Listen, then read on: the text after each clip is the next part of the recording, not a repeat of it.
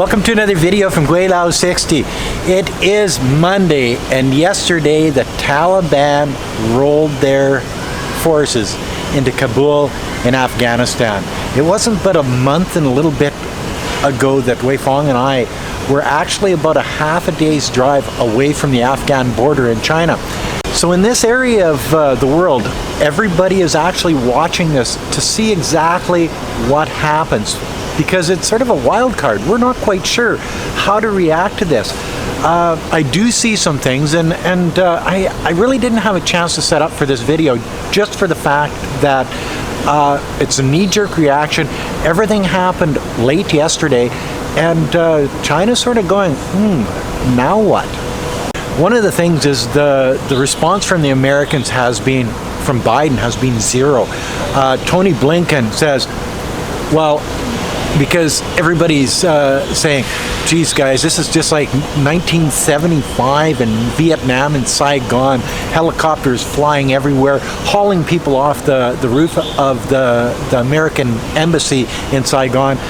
People that helped the Americans in their fight against the North Vietnamese army were clamoring at the doors of the embassy trying to get in because they were scared of what was coming from the North Vietnamese. The Americans turning their backs on those Vietnamese and saying, we can't see you, we're worried about saving ourselves, we're not doing anything. And then Tony Blinken says, this is not like Vietnam, this is totally different. Well, yeah, it's totally different. It's in Afghanistan, a country that borders China. The American government, military, went in to try to change the government of that country into something that they wanted it to be. They fought a long war with the people in that country. They lost the confidence of the American people on that war in that country. The government of the United States started pulling their people out, and within bingo, bango, bongo, the forces, this time the Taliban, before it was the North Vietnamese army, had overtaken what the Americans said it would take them months to do. It was just last week when the American government said that it would take at least a month before any of these Taliban forces would even get close to Kabul. Well, what happened yesterday, the Afghan government just folded. The president ran away. Well, and you know, he would. He says he wanted to avoid bloodshed. He wanted to avoid his bloodshed. So it's one of those things that, and they say, how is China going to deal with this? Well, China's already, setting up to recognize the Taliban government, because what are they going to call it? The Islamic Emirate of Afghanistan. So, I would have called it Talibanistan. You know what I mean? Like, but all kidding aside, the idea that the American government went in and did all of these atrocities. They bombed, they burned, they tried to change the government to what they wanted. They created mass poverty across the country. They basically ran a 20-year war in that country because they wanted Afghanistan to be like them. Simple and easy. We want your government to be like our government, and that's just the way it is. Where the Taliban wanted their country to be their country. Oh, and you notice that I'm doing this in front of a mosque here in mainland China, in Nanning. So, like, if you think that China is so hard on the Islam people of the country, well, you see, that's mainstream media. Anyways, back to what I was saying. So the Taliban, they're fighting for their culture. They're fighting for their way. They're fighting for the history of their world as they know it. They're fighting for their homeland. And these guys are not to be screwed with. If you read your history, maybe not the Taliban, but they're all basically the same. They're a very hardcore Islamist religious group of people that believe in how it was back in the olden days, and that's just and you know, and a lot of people don't like that. Yeah, I don't like a lot of things that they stand for, but everybody knows that I believe all religion is fairy tale, and you know, to not let women go to school, forced mutilations, you know, different things like that. I say, yeah, well, you're going overboard there.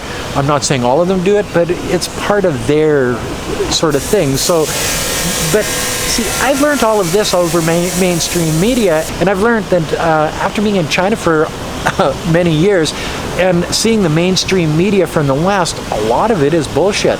So what you believe and what you don't believe, like the American government, the American mainstream media, all of the mainstream medias around the Western world say that the Taliban do all these atrocities around the country.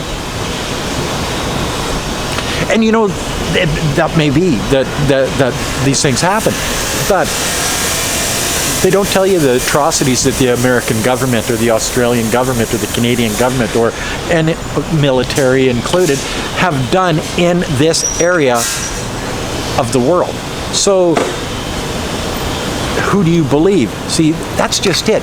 That the Americans have been crying wolf so many times and so often that when something does happen, nobody believes it because they've cried wolf too many times. There's nobody there to listen anymore because they don't believe anything, because most everything is American mainstream media bullshit. And then back to, how is China going to deal with this? Well, China's going to deal with it the same way as they deal with everything. They're going to try to make agreements with the Taliban. They're going to try to trade with the Taliban. They're going to try to help that country become a better country just for the fact that it has a border on China.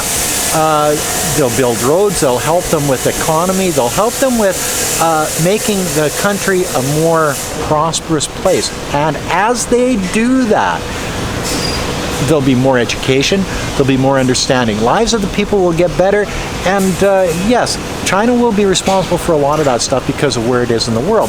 So rather than bombing, trying to dictate, trying to change a government, trying to just exert their will on these people in Afghanistan, China is going to try to work with them rather than to rule them. So if you've noticed through history, these guys can't be screwed with. The Afghanis are very religious people, and over the last 40 years, 30 of those years, 10 with the Russians and 20 with the Americans have been in wars. The Russians occupied them and wanted to exert their will on the Afghani people. And the Al-Qaedas of yesterday, let's call them, the Taliban of yesterday, the religious, I would call them fanatics of yesterday, said basically no, and they fought the Russians for 10 years and they beat the Russian army, and that's when the Russian army was a superpower. That's when they were at the top of their frickin' game, guys, you know, between 1979 and 1989. Oh yeah, they probably had a hand in bankrupting those poor bastards, but it wasn't like 10 years later, 89 to what, 2001, that the Americans dropped in there and waged a 20-year war. And what happened there? Well, you guys know, you've been watching the news over the last couple of days, that the Americans got their asses kicked out of Afghanistan because it's just the way it is. But you've got to understand that these people are strong enough willed that they didn't give up over 30 years of warfare with the two largest superpowers in the world at that time, and they still beat them. Do you think China's dumb enough to go in there and use the same strategy as these guys did? The Russians learned their lesson. Then the Americans were dumb enough to go in there and do exactly what the Russians did, and it's right on the Russian border, and the Russians couldn't do it. So the Americans figured, well, we'll travel halfway around the world and wage war in Afghanistan. Oh, dumb as stumps. But, you know, seeing the leaders that they've had in the United States over the last number of years, you can understand that these guys really aren't the leaders of the country. The leaders of the country are the corporations that lobby the politicians, the arms sales, everybody knows this stuff. These guys are the ones that influence what the politicians' decisions are in the United States, and that's how this shit happens. In China, it's totally different. Companies don't run China. The government runs China, and the government makes the decisions for the Chinese people. What's the best decision for the Chinese people? And you know what? When they make decisions and deal with other countries, they're looking at the same thing. What is best for the people, not only in China, but best for their partners around the world. So when they go into Afghanistan, they'll go in helping, building bridges, building roads, building companies, helping with trade, helping with Afghanistan being part of the Belt and Road Initiative. And I think that's where China is totally different than the United States or any of the Five Eyes countries, that they'll actually go in and help these people be the best that they can be, rather than trying to make them be what they want them to be. We all have to understand that this is not the first time this has happened to the Americans. Sure, everybody knows about the Vietnam War. Everybody knows about Syria. Everybody knows, you know, in the Vietnam War, they left people behind. In Afghanistan, they're leaving people behind. They just didn't have enough time to get them out. They were supposed to have a month. Only took a week. You know what I mean? In Syria, they abandoned the Kurds. You know, every time the Americans try to change a country into what they want, and it turns into a policing action or a little war or whatever you want to call it, they'll put what they want into it. They'll try to do it haphazardly, because you know they're not going to commit 100%, because you know it's not our land. And when things don't work out, after they've devastated their economy, after they've displaced people's you know, from their home, after they've bombed and they've killed, after they've done all the atrocities that we've heard, that probably are a lot of them true, but they didn't come through mainstream media, you know, after they've basically made that country a very poor area of the world, and things don't work out for them, they get up and they hightail it home. No skin off their nose. They didn't lose anything, except for in Afghanistan, they spent $4 billion a year. $74 billion in total. 74 or 75 billion, I can't remember. In total, training the Afghan military to defend against the Taliban when they left.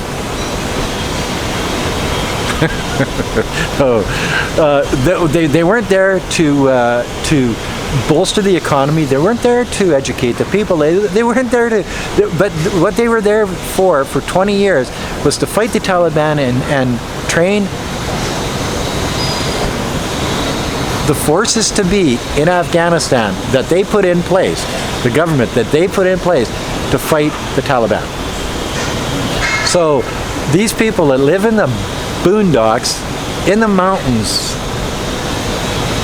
and eat goat meat, and you know, I don't even know where they get their guns from, but like, holy smokes, and you can't beat these guys. But then again, neither could the Russians. So you've got to understand that it's mind over matter. If these guys aren't going to be ruled by anybody, they're not going to be ruled by anybody, because to rule these type of people, you would have to kill the last one. Or else that last one would be fighting with you and indoctrinating other people into their whatever it is, Taliban or Al Qaeda or I can't remember the old ones back when the Russians were around. But and so like you've got to take that into account when you're trying to change a country, when you're trying to change a people. You know, I remember watching TV in, I think it was April. It was spring in 1975 when they were helicoptering people off the embassy in Saigon. Now it's Ho Chi Minh City, but Saigon back in those days. And I was flabbergasted that the Americans could lose a war. See, I was brainwashed back then. I was only 15 years old. I was watching this and thinking, how could the Americans lose? they're the biggest superpower in the world, and Vietnam is, I looked it up, and it's just a little country. How the hell, you know what I mean? There's just no way. What's going on? And I'd been watching since I was 11, 12 years old, the demonstrations of what we called the hippies back then against the war in Vietnam, and all of these different things that were going on at that time sort of brought a head to it. And Vietnam, the people of America just basically didn't have the heart for Vietnam anymore, and they didn't want to lose any more army boys. They didn't want to put the money, they didn't want the stigma, they didn't want all of these different things that come with something like that. Back in the 70s, we would wear our heart on our sleeve in the Western world, where people would demonstrate a little bit more peace, love, all of that stuff. I think that the Americans of today were doing it in their own way, saying, well, we've just lost interest in this, we're just not interested in that anymore, move your people out. But if you look at it in reality, the American government has put back Afghanistan 20 years in their development, just for the fact that if they would have left them alone, they would have developed into what they're going to develop into over the next 20 years. Of course, they're going to develop into it faster because they have partners around the world, like China now, that will help them along their way. Are they going to make mistakes? Of course they're going to make mistakes. Are they going to do stupid things? Definitely they'll do stupid things. Every country does stupid things. All leaders are just regular people that make wrong decisions. But I think with guidance from different countries around Afghanistan, no, they've got a chance to become themselves, where before they weren't, they couldn't become themselves, just for the fact that they were being ruled militarily by a country half a world away. By countries, because you not only had the Americans in, you had the UN in there too. So all of these different countries figured they knew more about Afghanistan than the people that lived in Afghanistan. And I think so. I think you're going to see a better Afghanistan. I could be wrong, but it can't be worse than a 20-year war. And then Afghanistan is like this far from Xinjiang Autonomous Region that we were at here not too long ago. The place where China has been accused by the rest of the world of putting Islamic Uyghurs in prisons. Millions of them. Millions, I tell you, millions. And the Afghan government and the Taliban government just across the border don't recognize that. Why do you think that is? If these people have been waging a war for 20 years, and all based on the Islam religion, and they see this going on right next door, why do you think that they have no interest in that? Maybe it's not happening. Maybe they look at the Xinjiang Autonomous Area of China as, sort of that place that they want to be like, because they see economic growth. They see people going to school. They see high-rises going up. They see roads and high-speed trains and subways and all of these things that would make their country a better place to live. And it's right there. They can touch it just about because it's so close. So when you see people from around the world pointing their fingers at China because of what they're doing in a place like Xinjiang Autonomous Region, and then you look at all of these countries right around that area that aren't, because it's better over there than it is in their country, you've got to understand why they think that way. Well, because it's better life. They have more opportunity. They have a better chance at a better future for not only themselves, but their children and their grandchildren. And I think that's what it's all about. And I think that's what these Taliban people have been fighting for. Did they have anything to do with the 9/11 attack and housing the Al-Qaeda guys and whatever? I don't know. They found Osama bin Laden in Pakistan, and Pakistan's a friend of the United States. think about that one for a while. Anyway, that's another video from Gweilo 60. If you like this video, as always, like, comment, subscribe, push that share button. Thanks for watching. In front of a mosque here in mainland China, in Nanning City. Peace out. Oh, and never forget to put a couple bucks in the children's Patreon account. It's for a good cause. Thanks for watching. Bye now.